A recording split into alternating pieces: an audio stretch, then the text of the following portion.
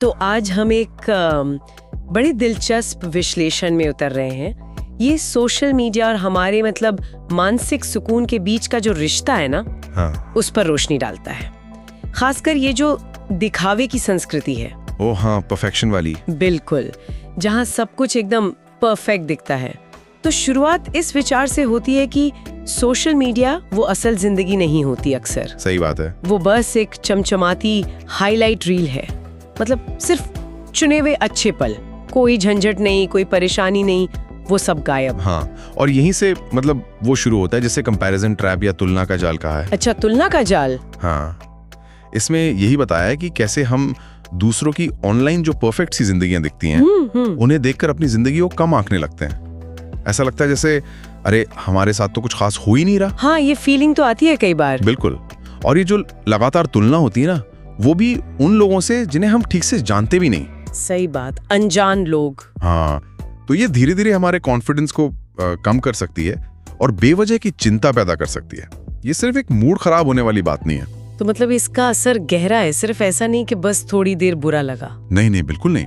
विश्लेषण इसी तरफ इशारा कर रहा है कि सोशल मीडिया पर बहुत ज्यादा वक्त बिताना और कम आत्मसम्मान, नींद की दिक्कतें, बढ़ती हुई बेचैनी, डिप्रेशन और वो एक डर जो आजकल बहुत कॉमन है, फियर ऑफ मिसिंग आउट। हाँ, फोमो, कि कहीं कुछ छूट ना जाए। हाँ, वही।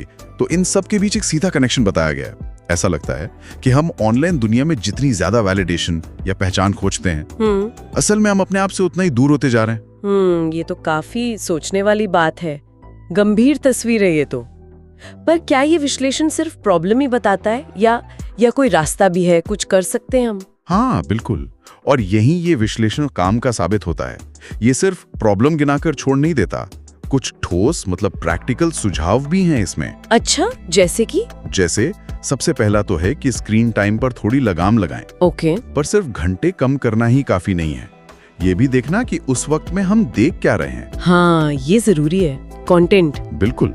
तो सलाह ये है कि उन अकाउंट्स को अनफॉलो कर दें जिनकी पोस्ट देखकर हमें या तो जलन होती है या हम खुद को कम महसूस करते हैं। ये छोटा कदम लगता है पर शायद असरदार हो। हाँ, मानसिक शांति के लिए काफी असरदार हो सकता है। तो हम क्या देख रहे हैं वो क्यूरेट करना ये उतना ही जरूरी है जितना कि कितनी देर देख रहे हैं और क्या तरीके हैं। इसके साथ ही ये भी कहा गया है कि ऐसे लोगों या क्रिएटर्स को फॉलो करें जो जिंदगी की थोड़ी ज्यादा सच्ची तस्वीर दिखाते हैं। बिना फिल्टर वाली। हाँ, बिना फिल्टर वाली, जिसमें उनकी नाकामयाबियां भी हों, उनकी कोशिशें भी हों, सब कुछ। इससे हमें याद रहता है कि भाई हर किसी की जिंदगी में उतार चढ़ाव आते हैं, ये सिर्फ हमारे साथ नहीं हो रहा।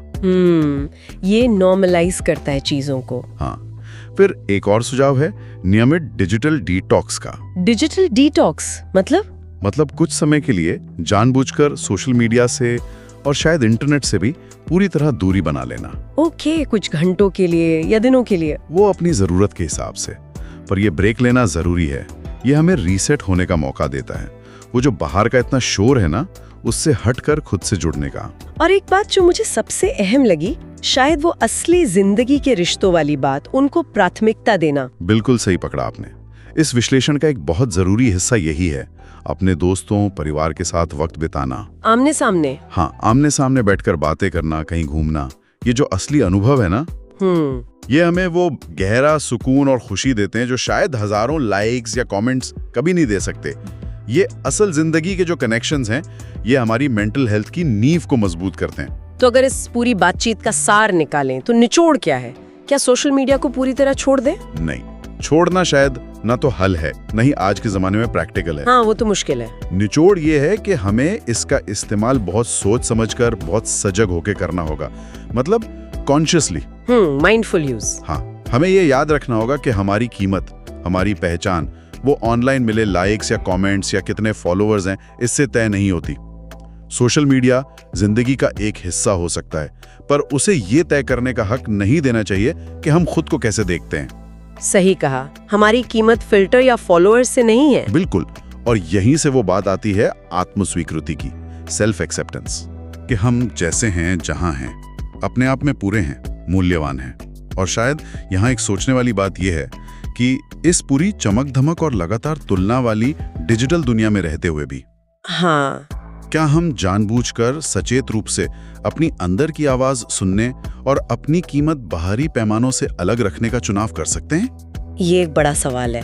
हाँ, ये एक चुनौती है, पर शायद आज के दौर में एक बहुत जरूरी कोशिश भी।